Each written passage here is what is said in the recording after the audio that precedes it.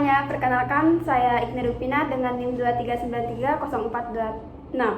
Di sini saya berperan sebagai hakim ketua. Halo semuanya, perkenalkan nama saya Merlin Justina Tavares dengan NIM 23930402. Saya di sini berperan sebagai JPU. Halo, perkenalkan nama saya Francisca Nedaan ini dengan NIM 23930422. Saya di sini berperan sebagai tersangka. Halo semuanya, perkenalkan nama saya Paulina Kebo dengan NIM 23930424. Di sini saya berperan sebagai advokat merdeka. Halo semuanya, perkenalkan nama saya Hera Andini dengan NIM 23930394. Di sini saya berperan sebagai auditor forensik. Halo semuanya, perkenalkan nama saya Fadila Arini Fitri dengan NIM 23930385. Saya di sini berperan sebagai panitera pengganti. Sidang perkara tindak pidana kecurangan laporan keuangan dengan terdakwa Saudara Francisca Neda Andini selaku Direktur Keuangan PT Garuda Sentosa Abadi akan segera dimulai. Hadirin dimohon berdiri.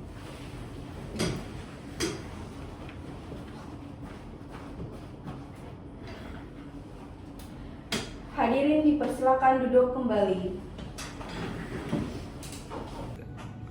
Sidang perkara nomor 125 pidana Sustainable Fraud 2026 dengan terdakwa Francisca Neda Andini dinyatakan dibuka dan terbuka untuk umum. Saudara Fadila, apakah para pihak telah hadir? Izin yang mulia, jaksa penuntut umum, terdakwa bersama penasihat hukumnya serta saksi ahli telah hadir lengkap dalam persidangan. Baik, sebelum masuk ke pokok perkara, jaksa penuntut umum dipersilahkan membacakan dakwaan. Terima kasih yang mulia, bahwa terdakwa Francisca Neda Andini selaku Direktur Keuangan PT Garuda Sentosa Abadi didakwa telah melakukan tindak pidana kecurangan dalam penyajian laporan keuangan perusahaan pada periode tahun 2026. Terdakwa secara sengaja melakukan manipulasi laporan keuangan dengan cara mencatat pendapatan fiktif sebesar 15 miliar yang berasal dari transaksi kerjasama yang belum memiliki kepastian pembayaran.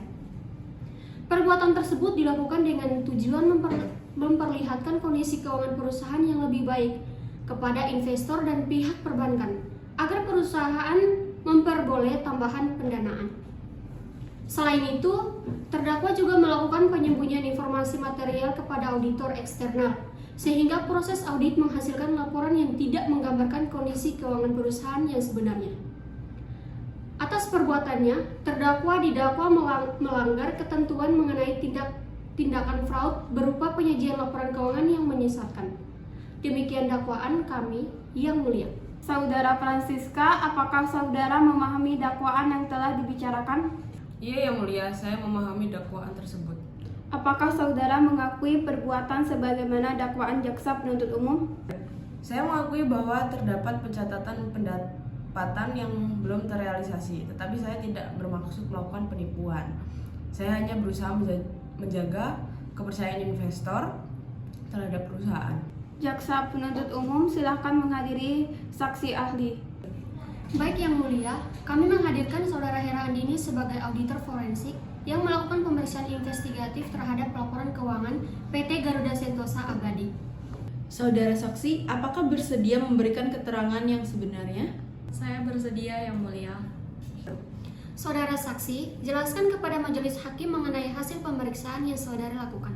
Berdasarkan audit investigasi yang kami lakukan, ditemukan adanya indikasi manipulasi laporan keuangan berupa pencatatan pendapatan yang didukung oleh dokumen transaksi yang valid.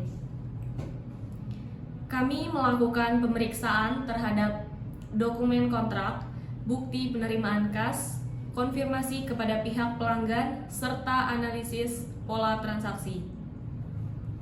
Hasil pemeriksaan menunjukkan bahwa transaksi senilai 15 miliar tersebut belum memenuhi kriteria pengakuan pendapatan karena belum terdapat kepastian pembayaran dan penyelesaian kewajiban dari pihak pelanggan.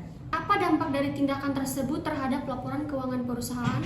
Dampaknya, laporan keuangan perusahaan menjadi tidak wajar karena nilai pendapatan dan laba perusahaan mengalami peningkatan secara tidak sebenarnya. Hal tersebut dapat menyebabkan investor, kreditur, dan pihak lain mengambil keputusan berdasarkan konfirmasi yang sah. Saudara saksi, apakah saudara dapat memastikan bahwa terdakwa secara langsung memberikan perintah untuk melakukan manipulasi? Berdasarkan bukti audit yang kami peroleh, terdapat dokumen persetujuan transaksi dan komunikasi internal yang menunjukkan bahwa terdakwa mengetahui serta menyetujui pencatatan tersebut. Apakah terdapat kemungkinan kesalahan pencatatan yang tidak disengaja?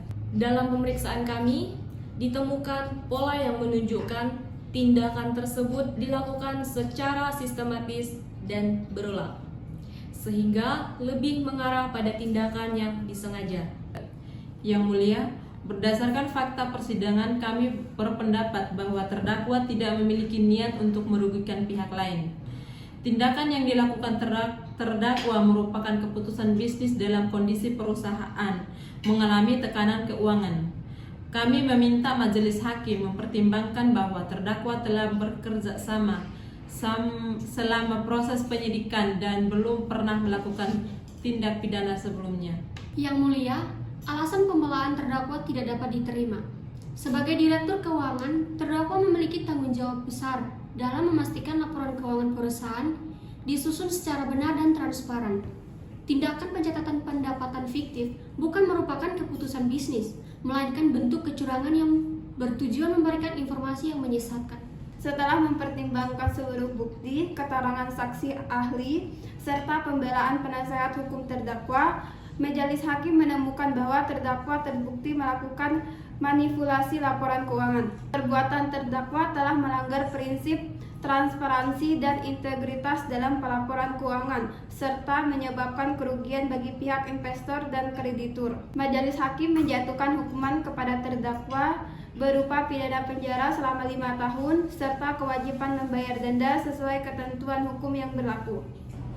Sidang dinyatakan selesai dan ditutup. Hadirin dimohon berdiri.